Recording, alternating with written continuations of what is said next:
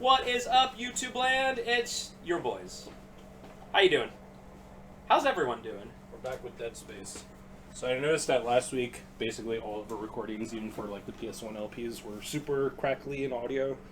So sorry about that. Hopefully this week's better. But we are doing games on a crappy computer.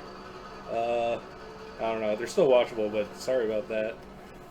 Anyway, like I said last time, I off-screened the side quest to get the progression going. And I also went with the level 3 security code that we just got. I went back to most of the areas and got the secret items. So it's not too much. It's a couple like weapon mods for the items. I'll show that in a second, but I just want to get this over with. But yeah, as you can see, this door is just randomly open now, where previously it was locked. Security request retrieved.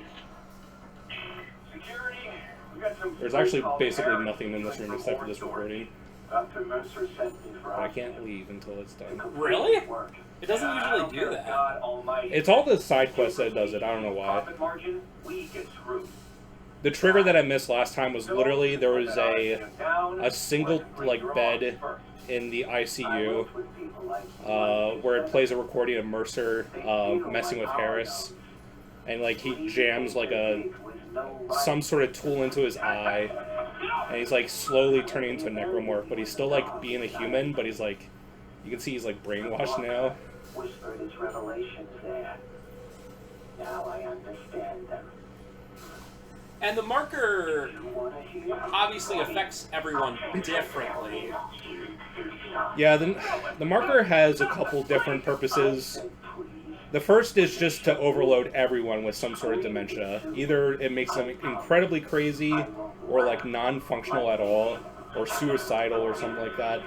So it affects every human in different ways, but like basically the quote-unquote smart people, like Mercer or Isaac Clarke, don't become suicidal, but they are still heavily affected. And the other thing it does is like the signal from the marker like affects dead flesh on like a genetic level to like morph them into necromorphs. I mean that checks like logically, you know, logic-wise. So that makes sense. Yeah. And there's a couple other things. Like there's two types of markers. There's the red markers that like people create, and then there's the black markers that land on planets, which a black marker landed on Earth 65 million years ago, and the black markers are heavily implied to cause evolution. So this isn't something that I picked up while I was doing the side quests. I think we just picked it up in the mining. I didn't notice. So level 4 suit. Dude, I love that lore. Literally, the marker killed the dinosaurs. And the marker caused the evolution of everything on Earth. Yeah. It basically, the Brethren Moons, heavy lore from Dead Space 3, create the black markers, and they find a suitable planet to inject a black marker onto them. And it basically causes evolution to happen. And then once the apex predator of the evolutionary line gets to its like peak maturity, that's when everything goes to hell. It's like the perfect. Here's the 3 weapon mods I got. It wouldn't be. It definitely wouldn't be a symbiote. Would it be? Like what are those like little fish that stick onto other fish called? God. I know exactly what you're talking about. It wouldn't be like a leech kind of thing where the marker has to leech off people. It in some ways it is kind of symbiotic. It's a weird one.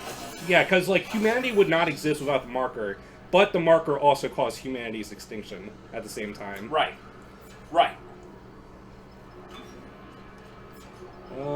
That's pretty cool.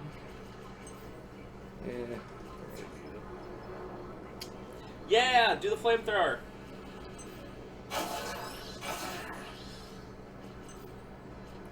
New Game Plus, you get to keep your upgrades and stuff. Yeah, right?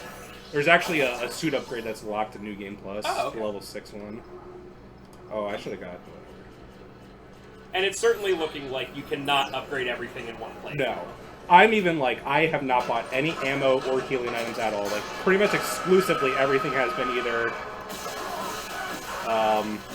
like, suit upgrades or power nodes. That's all I've been buying. But I'm not even close. Alright. Oh, Trev, so somebody yesterday, literally, when they were checking out at the store, I don't know his name, but I recognize the guy who's been a lot before. He's like, hey, I've been watching your Juggernaut LP. And I was like, oh, sweet, dude. And he's like, I love weird games like that. I was like, oh, that's awesome. And I told him we just finished it last week, so to expect that soon. But I was literally like, holy crap. Our channel has a really weird duality to it. Most of my LPs are the ones that are the most popular, but Spencer's ones are the ones that get all the subscribers. That's actually how it works, and I always pay attention to it. That's so weird. I guess I just play all like the normie games. You know, and it makes sense because, and you need both, because if we only did my games, it would be like Franco-Matic, who is awesome, but 80% of the stuff on his channel is too obscure for even me, you know? So, you need a mixture of both, and I have a feeling that the people who, like, see the stuff I play and subscribe are like, oh, I've never seen someone do a full run-through of this where they're, like, talking, you know what I mean? Whereas Dead Space, I'm sure there's 1,000 million. Whatever. A day before it came out, there was 1,000 LPs. Yeah. So that's why I generally don't like doing LPs of games that are brand new, because we only LP for 2.5 hours a week, we were just so behind instantly. I mean, even if we, like, got it the day of, and, like, went home at midnight and LP'd and put it straight up, it still wouldn't. Yeah, and reviewers get, like, Steam, like, keys, like, a week early to play it, and, like, sometimes because of, like, time zone shenanigans, they can just upload it, like, a day early. Yeah. It's like, yep. That's tough. I've seen people who, people on Twitch who, like, don't play, like, older games, like, that's really tough. You have to just, like, kiss butt to every dev and be like, please send me an early access code, thank you. You have to kiss their butt and also make sure not to crap on the game. Yep. So that's why someone like Trev and I both watch Bakba Soup. What was that? He really rarely plays newer games. And if he does, it's not like he's gonna like lose people because he's the second person to play it, you know? I like how it almost makes a noise like a monkey. Whew.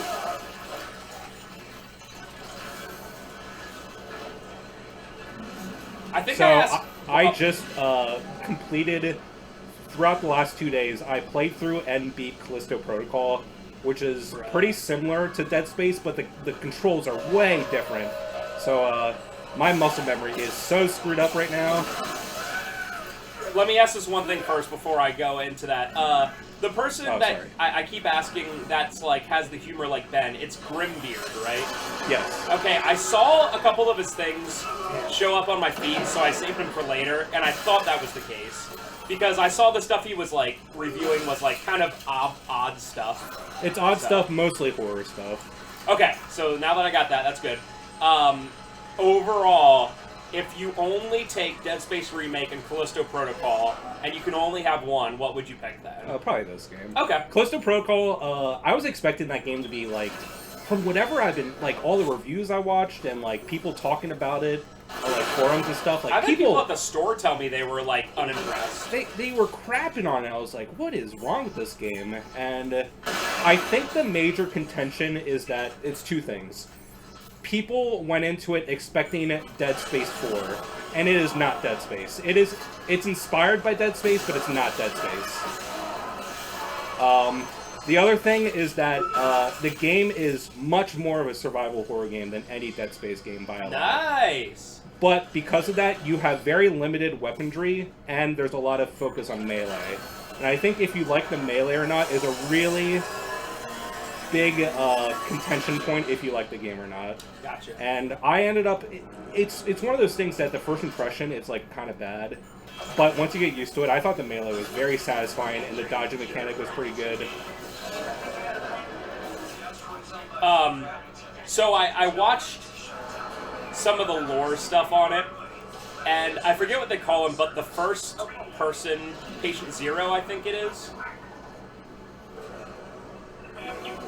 Oh, you're talking about Twisted Roko. Yeah, yeah. Am I correct on that? Patient Zero? Yeah, there's... I think that's what they're called. No, but just seeing the lore of that and seeing, like, the body just, like, strung up there. Yes. Because he's the first person to get it. I thought that lore of it was super cool. All the experimentation stuff is pretty cool, but the story is pretty minimal, and I don't think it has as cool lore as Dead Space at all. I think the where it shines is just being more of a horror game. That's cool. Because, I mean, even in the original Dead Space, you always have weapons, you always have things to do. Does it have a shop system? Yes, it does. But currency is very limited. See, I miss my old days where survival horror games didn't have a shop system. Yeah, it's even true. RE4, like, obviously with a shop system. It could be, like, even more of a horror game, but I don't know. Like, things cost a lot, and you're not given a handgun until, like, an hour in. Dang. How long is it? Let's say, like, 8 hours. Alright. It is very, they emphasize the graphics, like, even more in this game. Dude, when I finally get a PS5, I'm gonna have 3 games to play right away. RE4, this, and Callisto. I decided I'm not going to play RE4 on the PS4. It just doesn't feel... I played Resident Evil Village on the PS4, but I think at this point it's been like a year and a half more that I really ought to play it on the PS5. Yeah, it's one of those things that... the RE engine is pretty optimized, but yeah, you might want to do that. Do you know George has 2 PS5s? There's... He has one at home and one he has at his store for when he's bored. I'm dead serious. What a Chad. So he was like, hey, do you want to borrow the store's PS5 for when RE4 comes out? I was like, that's awesome. Okay. That's freaking George for you. Literally, I have 0 PS5s and he has 2. Absolutely based. Warning. Payload And I like how he's like, 772 is sometimes no I get bored of longer there, so I just bought another PS5. That's Chad. immediately. Hey there, Hunter. Or whatever they're called. The little guys. Launch the asteroid. Oh. Get out of here. Exiting vacuum. How in the heck is that a vacuum? Like, what's keeping... There's some sort of, like, magnetic I guess that force makes field sense. thing. Yeah. Future! Future! The necromorphs have, or the marker decided that humanity is at their apex of evolution, so this is top-tier technology here.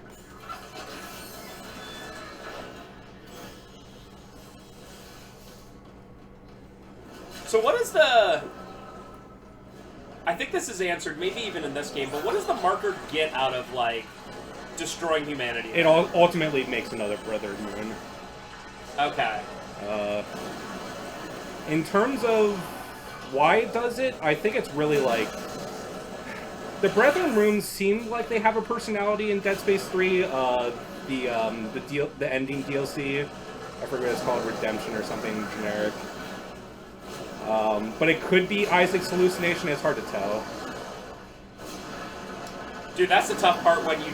Isaac technically, actually not technically, by definition is an unreliable narrator. Yeah, because, like, everything is, like, he's so heavily affected by the marker, and everyone else is, too. Yeah. So that is, that's tough. Especially when you're like me and you're interested in most of the story. But it's like, hey, you got a guy who's, like, gone crazy since the second he landed here. I would say that Dead Space 3, other than the cliffhanger ending that the DLC ends on, which sucks, but Dead Space 3 provides a lot of answers and actually demystifies a lot of the series. I know some people, I guess it's a case-by-case basis, some people very much prefer that it stay mysterious, and some people like having the answers. Yeah. I think there's times where they go too far in giving the answers, and they're like, alright. The end result being a Brother Moon is like, I don't really understand it like that much if the Necromorphs actually want it, but the thing about it is that the markers are so autonomous and the reproduction cycle is so perfected that there's like almost nothing you can do about it. It's like once a black marker like enters a planet that can like generate like life, it's like it's over. Is that the... Yeah, it's Hunter. Bro, you literally, like, got him to bits.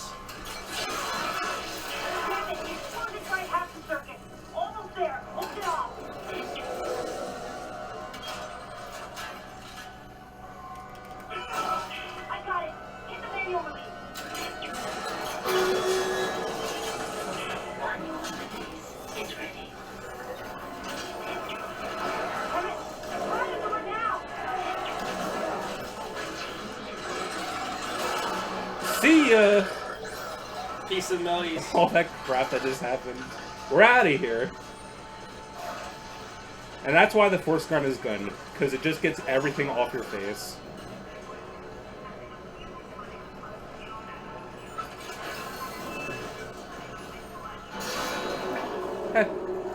Wait, no. I don't have any.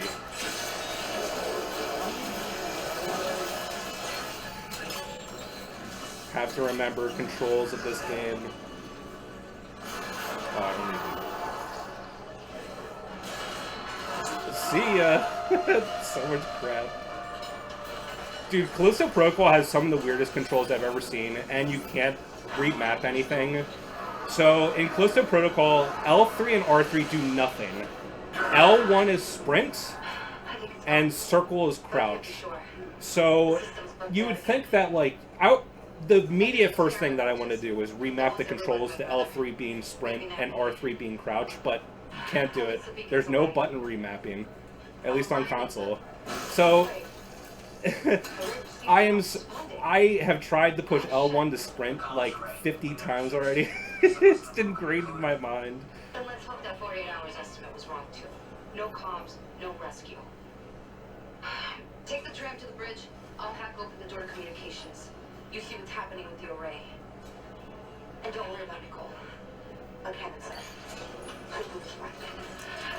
Alright, I have an off-the-wall question of the part. And Trev can, of course, answer this too. I know it's tough to do both. Whoa! Whoa! I was expecting that. And it came behind me, I guess. Oh my god. You go, Isaac. There we are. Ooh! I did not mean to do a gravity well. Is it dead? No. Of course it wasn't.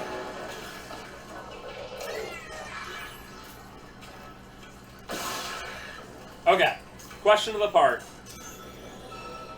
What is the horror game that you've played that either the main character or the entire setting / world is the most screwed at the end of the game?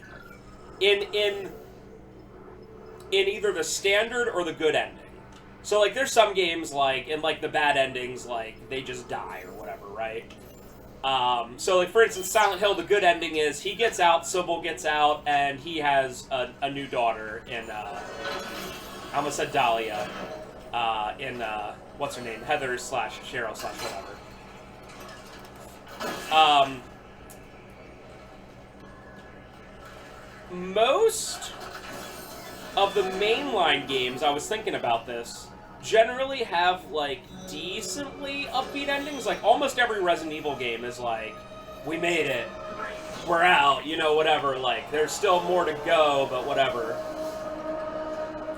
But there's gotta be horror games out there where everything is just screwed.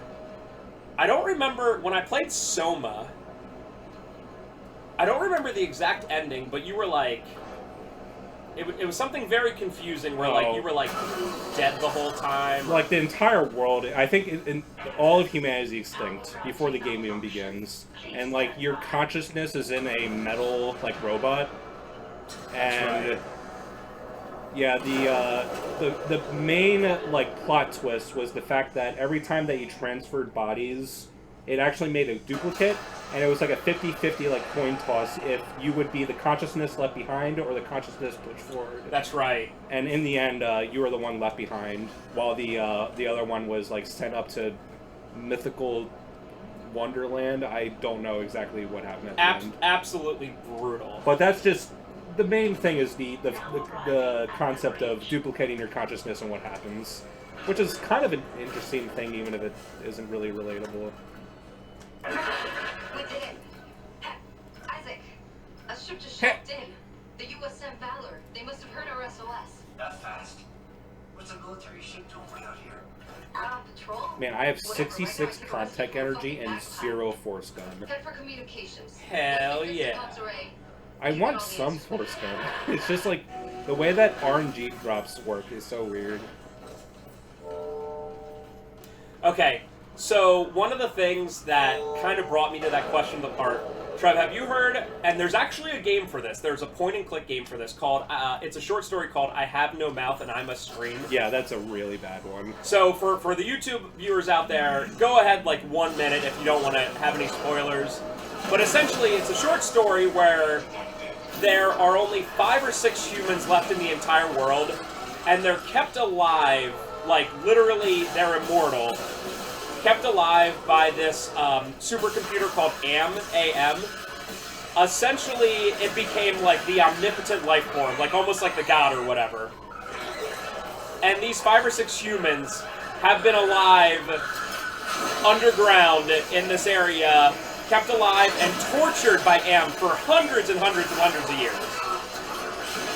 AM's only pleasure is torturing these people and like killing them and reviving them and making them go through ridiculous things and all this stuff. And essentially by the end, they find a way that's out of like the watchful eye of AM where they're able to kill each other and get the sweet release of death. But there's one character left at the very end by the time AM catches up with them. I think Ted maybe is his name. Yeah. And essentially AM finds out that he killed all of his other playthings, so Ted is the last human left. So then AM literally takes all of it out on Ted, and over the course of hundreds of years makes him into like a literal blob, like a gelatinous mess. Yeah, he has no teeth, he has no limbs, but his like sensory like nerves are like super sensitive, and like all he is like an immortal blob that just feels pain. And that's it. And that's at the very end the line, I have no mouth and I must scream. So that is an example of if that you technically counted that as a game, because it was a game back in the day. That's about as bad as it gets for an ending, where like, yeah, this dude is screwed literally forever. It reminds me of oh man, what's that thing called that Reddit always freaks out about? I gotta figure this out.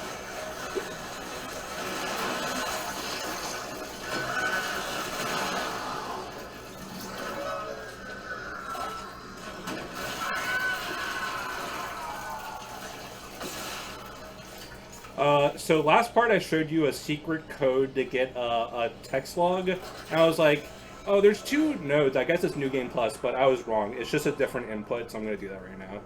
So it's melee, stomp, melee, stomp, melee, melee. I think I might have done. Dang it. Yeah, I did 1 too many melees at the end. Rip. I don't know if I had to leave or not. Melee, stomp, melee, stomp, melee.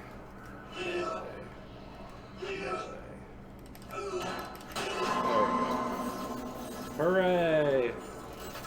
Alright, Trev, have you ever heard of Roko's Basilisk? No. Okay. So I will give like a fair warning to people out there. I don't take this seriously, but it's a thought experiment that like apparently some people it just drives them insane. So skip 2 minutes ahead if you don't want to know about Roko's Basilisk. Essentially, all it is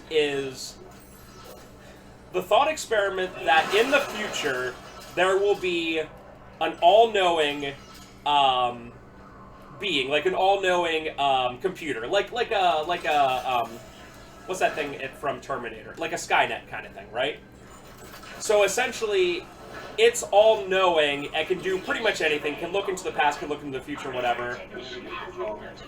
And the thought that the computer will go to the past and punish anyone that knew that it would exist, but didn't help to make it exist. Does that make sense? Did I explain that okay? Yeah, I get it.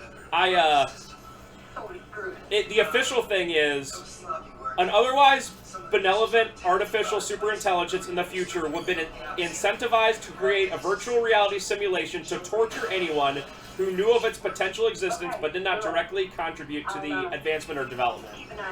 And that kind of, I have no mouth and I'm a screen kind of reminds me of that.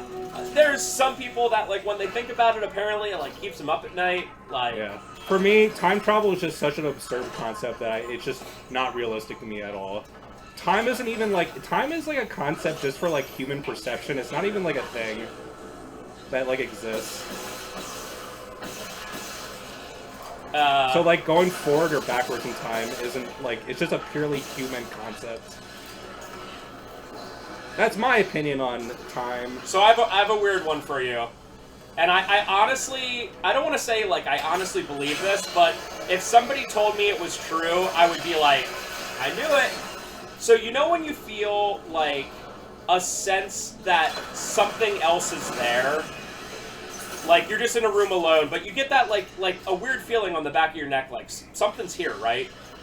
I have a feeling that that kind of stuff and or any ghostly apparitions or anything like that is actually further dimensional beings. Like, something that we can't even, like, fully, like, grasp. Like a fifth dimension or a sixth dimension or whatever being. Like, showing up into our three-dimensional world in, like, a very primitive way. Like, something that we only get as a feeling. Whereas they could be right there, right now. Like, there could be a billion beings in this room right now in the sixth dimension, and we would never know. You know, that kind of thing. So, it definitely makes a lot more sense than, like, ghost, but it would explain a lot of, like, very weird stuff that happens. Yeah, bro. Well, and that's, like, another thing that comes to me is, like, you know, they always use, like, electromagnetic fields and stuff to, like, find out if ghosts are there or whatever, but it's like, yeah, if there was a higher dimension being, you know what it would produce? Electromagnetic fields. So, I don't want to sound like too much of a crazy guy there. I'm not saying that I believe... Spencer has his tinfoil on right I do. now. I'm not saying I believe it, but like I said, if somebody ever figured out string theory, like truly figured out quantum mechanics and everything, and was like, absolutely, there's 9 dimensions, we just can't see them as humans because we're not evolved enough, then I'd be like, there you go, that's where ghosts are, that's exactly what it is. Oh my god, I'm upside down, how do I... Okay. So I hope that made everyone very comfortable. Ah! Dude, where's the... I'm looking for a down to right one. You ever think of how, at any given point, there's just trillions of little things on you? Like, not like ants or whatever, but like microbacterial things. There's just... So you know the Invader Zim episode about bacteria? That messed me up. Oh yeah, the one where like that keeps is like seeing it. That is the most disgusting episode in the world, and literally ruined gross out humor for me forever. I'm not kidding. That's why I hate gross out humor, because of that episode. I could see it. I mean, I watched it very young, but that episode is absolutely disgusting. Well, and that's the great part. If we ever, like, go to other... People always talk about, oh, just go to Mars, terraform Mars and stuff like that. Dude, one of the things people don't think about is how, like, our bodies and the bacteria and the viruses and all that, like, hypothetically, if we came upon another, like, alien race or whatever, that would, like, instantly kill us or kill them. Because, like, all of these new things that it took us millions of years to be able to stand and all that. Yeah, it's like all the, you know, settlers coming in to North America for the first time, killing out all the Native Americans. Yeah, and think of the that... same thing, but a million times more. Right, because at least Native Americans, like, lived on the same planet. So... I can't even imagine, like like a Star Wars or a Mass Effect Yeah. situation, because it'd be like, Escape pod. Callisto Protocol kind of is about that because there's a life form on Jupiter's dead moon, No. and it just naturally the life has like this extreme virus, and like it just alters DNA and it's like accelerates. People think it accelerates like evolution, but it's just like a super invasive virus. yeah. that can't do anything about. Well, think about this. If you were to travel to Africa tomorrow, you would have to get like 3 or 4 vaccines, right? And I would assume the same thing from someone traveling from Africa to America. They would need like certain vaccines and whatever.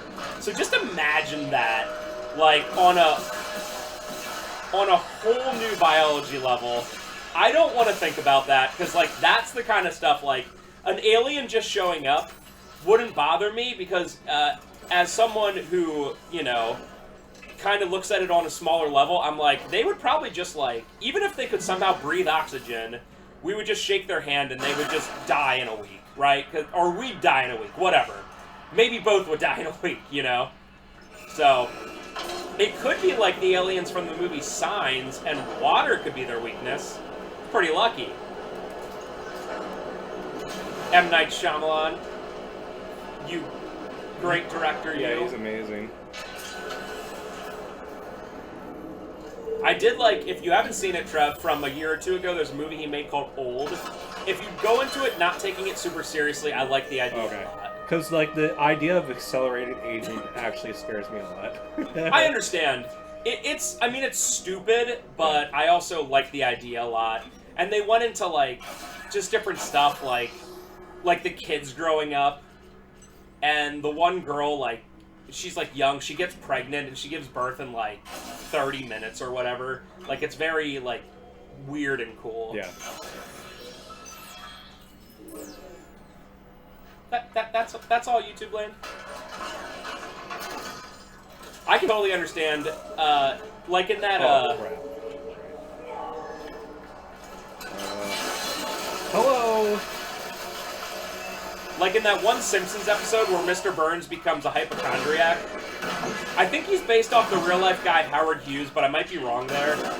I can totally understand why someone would become a hypochondriac and, like, not want to be around any, like, bacteria and all that stuff. Like, that stuff is creepy if you think about it too much. Yeah. It's like if someone says, you are now manually breathing, you're like, dang it! And, like, you can't stop thinking about it for a little bit, so... There's certain things that if you take it too far, you're like, oh, dude, screw this. Yeah.